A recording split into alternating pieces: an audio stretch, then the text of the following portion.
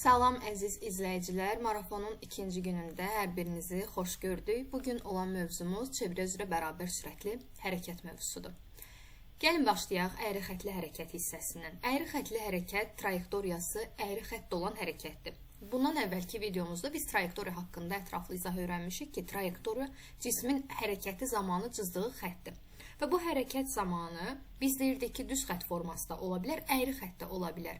Əgər bu trayektoriya əyri xəttdirsə, deməli hərəkət əyri xəttli hərəkət adlanır. Çevrə üzrə bərabər sürətli hərəkət zamanı sürətin qiyməti sabit qalmalıdır. İstiqaməti isə bir nöqtədən başqa bir nöqtəyə keçəndə dəyişməlidir.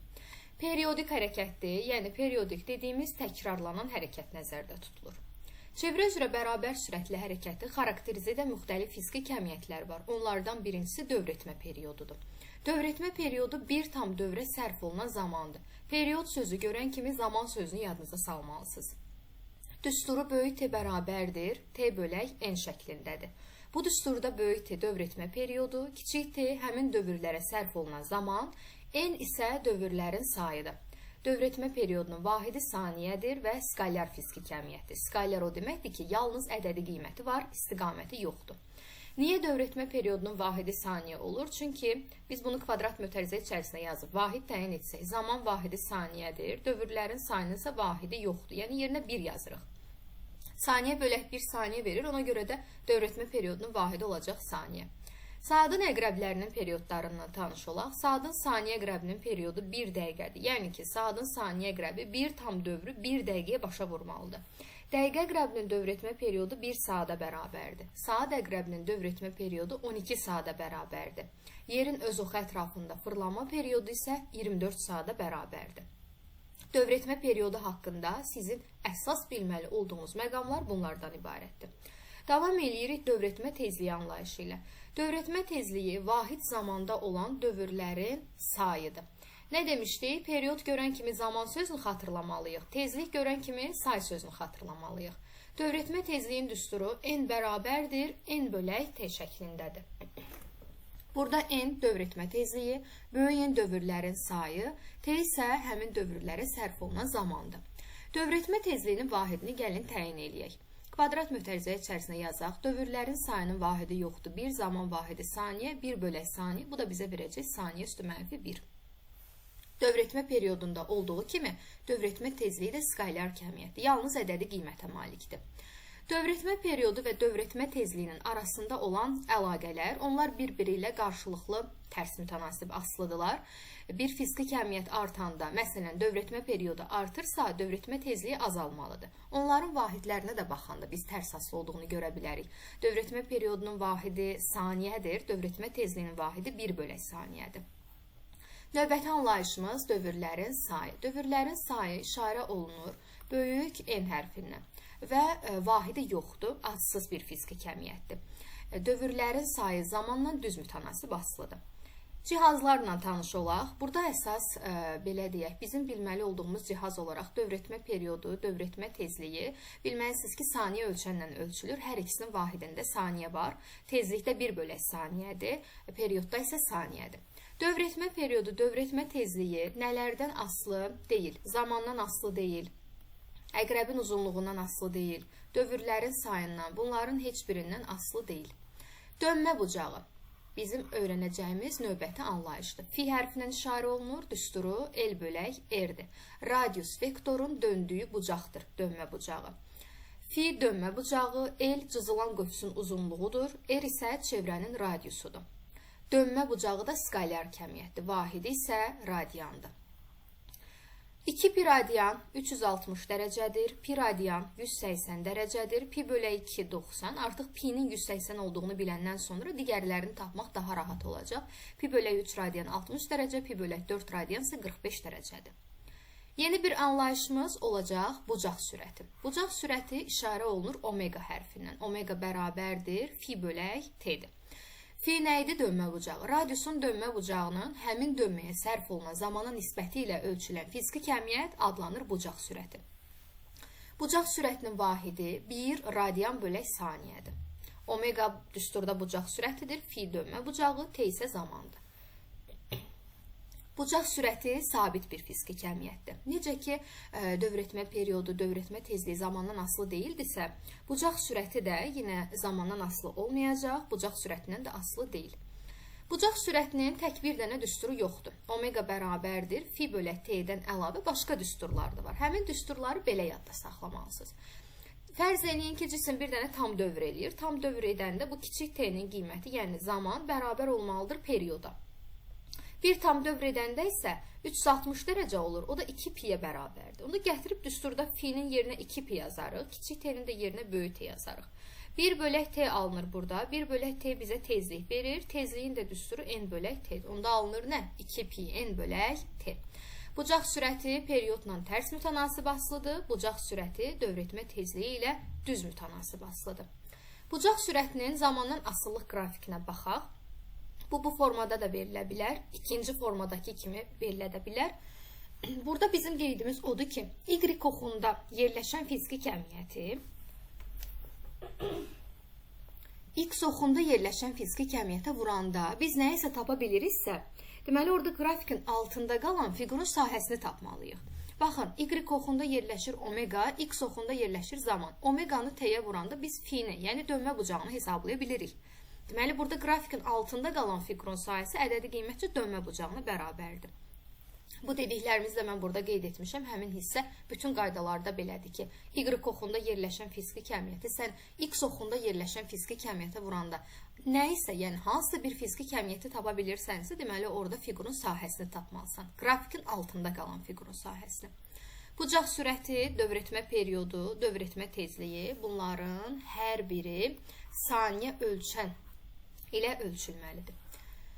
Bucaq sürətini də yekunlaşdırdıq, davam edirik xətti sürət anlayışı ilə. Cismin çevrə üzrə hərəkət sürətinə deyirlər xətti sürət. Düsturu V bərabərdir L bölək T-dir. Burada V xətti sürət L maddi nöqtənin T müddətində getdiyi yoldur. Vahidi nədir? Uzunluq vahidi metr, zaman vahidi saniyə olduğuna görə sürət vahidi olacaq metr bölək saniyə. Çevrə üzrə bərabər sürətli hərəkətdə sürət modulda konstant qalmalıdır. Nədir buna səbəb? Niyə modulda sabit qalır? Çünki onun qiyməti sabit qalır, amma istiqaməti bir nöqtədən başqa bir nöqtəyə keçəndə daim dəyişməlidir. Çevrə üzrə bərabər sürətli hərəkətdə xətti sürət çevrəyə hər zaman toxunan istiqamətdə yönəlməlidir.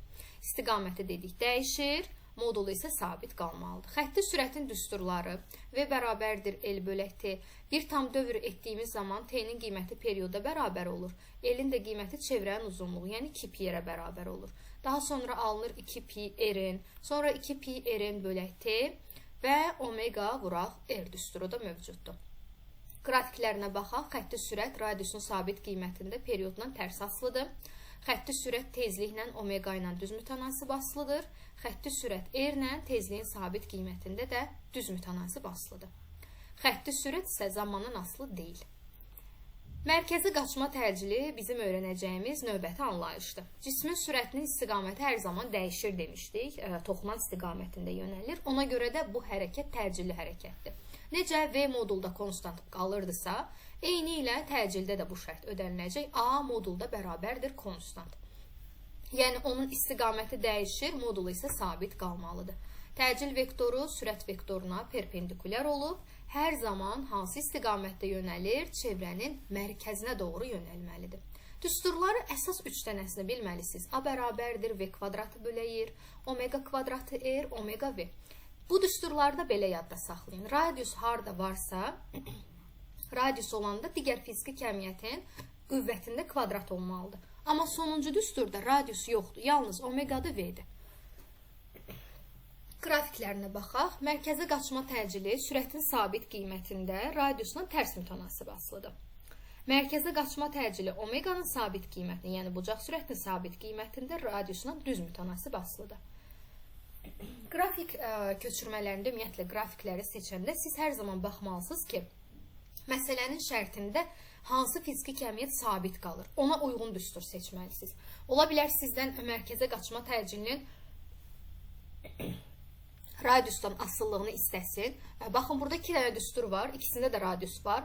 Bəs hansını seçək? Belə olan halda baxmalıyıq məsələnin şərtinə ki, orada sürətin sabit qiyməti deyir, yoxsa bucaq sürətinin sabit qiyməti deyir. Biz ona uyğun düstur seçməliyik. Fiziki kəmiyyətləri artıq yekunlaşdırdıq. Dövr etmə periodu, dövr etmə tezliyi, dönmə bucağı, bucaq sürəti, xətti sürət və mərkəzə qaçma təcili. Davam edirik. Çevrə üzrə bərabər sürətli hərəkətdə yol və yer dəyişməni necə tapmalıyıq?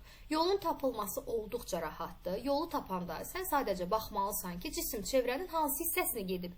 4-dən 1-ini gedib, yoxsa 2-dən 1-ini, yoxsa 4-dən 3-ünü gedib? Ümumi çevrənin uzunluğunu bilməliyik. L bərabərdir, 2 piyerdir. Biz hansı hissəsini, belə deyək, getmişiksə, məsələn, 2-də 1 getmişiksə, onda 2-də 1-i 2 piyerə vurmalıyıq. 4-də 1 hissəsini getmişiksə, 4-də 1-i 2 piyerə vurmalıyıq. Yolun tapılma qaydası bu qədər sadədir. Yer dəyişməni tapanda bir neçə xüsusi halımız var burada da, daha rahat yadda saxlamaq üçün.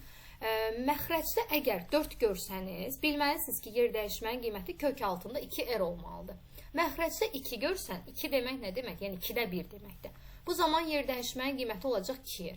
Məxrəcdə 6 görəndə yer dəyişmənin qiyməti olacaq R, amma tam bir dövr verərsə, desə ki, 5 dəfə dövr edib, 6 dəfə dövr edib nəyə bərabərdir? Yer dəyişmə 0. Çünki cisim başladığı yerə təkrardan geri qayıdır. Burada da şəkillər olaraq mən göstərmişəm sizə. 4-də 1-i bu deməkdir. Çevrənin 4-dən 1-ini gedəndə yolun tapılma qaydası. 4-də 1-i 2 piyerə vurmalıyam. Alındı nə? Piyer bölə 2. Məxrəcdə 4 var. Bu zaman yer dəyişmənin qiyməti olacaq kök altında 2R. Bunu ətraflı mövzu izahlarımızda biz hər birinin izahını vermişik ki, niyə kök altı 2R olurdu? Gəlin burada da qısa şəkildə deyim. Baxın, burada radiusdur, bu hissə də radiusdur. Başlanğıcla sonu birləşdirəndə R olanda hipotenuz olmalıdır. R kök 2. Ona görə də bizim yer dəyişməmiz kök altında 2 vuraq R olmalıdır. Çevrənin yarısını gedəndə burada da radiusdur, burada da radius var. Onda yer dəyişmənin qiyməti olacaq 2 dənə R. Yolun qiyməti 2-də 1 vur 2 piyər alınır pi R. 4-də 3 gedəndə də yer dəyişmə yenə eyni şəkildə. Məxrəcdə 4 burada da var, burada da var. Onda yer dəyişmənin qiyməti olacaq kök altında 2R. Yolun tapılma qaydası 4-də 3-ü vurmalı 2 piyərə. Alındı 3 piyer bölə 2. 6-da 1 gedəndə burada artıq bərabər tərəfli üçbucaq alınır. Ona görə də yer dəyişmənin qiyməti R olur. Yolu tapanda 6-da 1-i vurmalıyıq 2 piyerə, piyer bölə 3. 6-da 5-də də yenə yer dəyişmə eyni qaydadır. Məxrəcdə 6 görəndə yer dəyişmə R olmalıdır. Yolun tapılma qaydası isə hansını versə, hansı hissəni versə, onu 2 piyerə vurmalısan. Tam bir dövrdə isə, neçə dəfə tam bir dövr etdinsə, məsələn 5 dənə, 6 dənə, o 5 sayı vurmalısan 2 piyerə. Yer dəyişmək isə 0 olmalıdır. Yeni bir anlayışımız olacaq qayışlı ötürmə. Qayışlı ötürməni yadda saxlamağın ən rahat yolu velosipedi xatırlamaqdır. Biz bunu ətraflı mövzu izahlarımızda da qeyd etmişik ki, velosipedi yadda saxlayırsan ki, pedalı fırlatdıqca onun arxada olan təkəri də, qabaqda olan təkəri də eyni sürətlə fırlanır və eyni qədər yol getməlidir. Ona görə də qayışlı ötürmə zamanı sürətlərlə yollar bir-birinə bərabər olmalıdır. Qayışlı ötürmə 2 dənə ayrı-ayrı çevrədir. Onları qayış vasitəsilə, kəndir vasitəsilə bir-birinə birləşdirmişik. Periodlar dəyişəcək. Periodun dəyişməsi belə olur və bərabərdir 2 pi r bölək t'dir. Buradan t'ni tapanda 2 pi r bölək v'dir. Sürət sabit qalanda period radiusuna düz mütənasibdir. Yəni, hansı çevrədə radiusun qiyməti daha böyük olsa, həmin çevrə üçün də periodun qiyməti böyük olmalıdır. T2 böyükdür, T1 olmalıdır. Digər fiziki kəmiyyətlər isə, burada biz belə deyə bilərik. N'in qiymətidir, böyük N'dir, omeqadır, A'dır, mərkəzə qaçma təcili, yəni bunlar radiusla tərs mütənasib asılıdır. Sürət, gedilən yollar dəyişməyəcək, period radiusla düz mütənasib olacaq. Dövr etmə tezliyi, dövrlərin sayı, omega, A, bunlar da radiusuna tərs asılıdır. Yeri gəlmişkən, mən sizə burada konsentrik çevrələr haqqında da məlumat verəcəm. Konsentrik çevrələrdə iç-içə çevrələr deməkdir. 2 dənə çevrə bu şəkildə iç-içə yerləşir və konsentrik çevrələrdə yadda saxlamaq üçün bizim sözümüz var, val. Val nə deməkdir? Xətti sürətdir, mərkəzi qaçma təcilidir, gedilən yoldur. Bu 3 dənə fiziki kəmiyyət radiusuna düz mütənasib asılıdır. Hansı çevrənin, yəni radiusu böyükdürsə, o çevrə üçün xətti sürətli, mərkəzə qaçma təcilidir, eldir, bunlar böyük olmalıdır. Amma yerdə qalan fiziki kəmiyyətlər perioddur, dövr etmə tezliyidir, dövrlərin sayıdır, omeqadır. Bunlar hamısı bir-birinə bərabərdir, onların qiyməti dəyişməməlidir. Bununla da biz artıq sizin ikinci mövzumuzun sürətli təkrarını yekunlaşdırmış olduq. Bu marafonda ümidvaram ki, məndən hər biriniz bir yerdə siz mövzuları dayandırmadan gündəlik şəkildə izləyirsiniz. Artıq 14 günün sonuna gəlib çatdıqda siz görəcəksiniz ki, birinci hissənizi sürətli şəkildə, bir möhtəşəm şəkildə təkrar etmiş olmusunuz. Hər birinizə uğurlar.